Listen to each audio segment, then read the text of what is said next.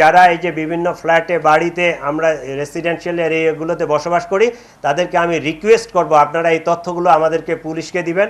আমরা আপনাদের পরিচয় 100% গোপন রাখব। দুপুর 2টা থেকে 5টা 6টা পর্যন্ত যে কোনো জায়গায় বড় ধরনের মিছিল হবে। এই মিছিল কে টার্গেট করে আমাদের ডিপ্লয়মেন্ট ছিল এবং আমাদের নির্দেশনা ছিল যে মোবাইল পেট্রোলগুলো এবং অফিসারগুলো সকলেই মাঠে থাকবে। যদি খাওয়ার প্রয়োজন হয় বাই টার্ন 1 বাই 1 থানায় আসে, খেয়ে তারপর তারা চলে যাবে। কিন্তু এইটা মনিটর করার জন্য আমাদের সিনিয়র অফিসার, ইভেন আমিও নিজেও মাঠে ছিলাম।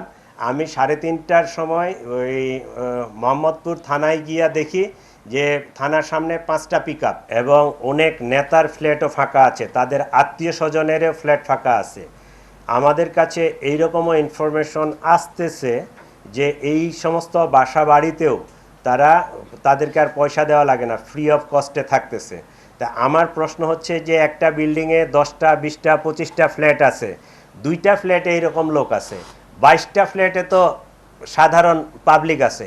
আপনারা আমাদেরকে হেল্প করেন না কেন? আপনারা এই ইনফরমেশনটা দেন না কেন যে অমুক বিল্ডিংয়ের অমুক লোকেশনে এই ফ্ল্যাটে এই ধরনের কিছু ছেলেপেলে আছে যারা ছাত্র না বা অছাত্র, যারা অপতৎপরতার সাথে জড়িত।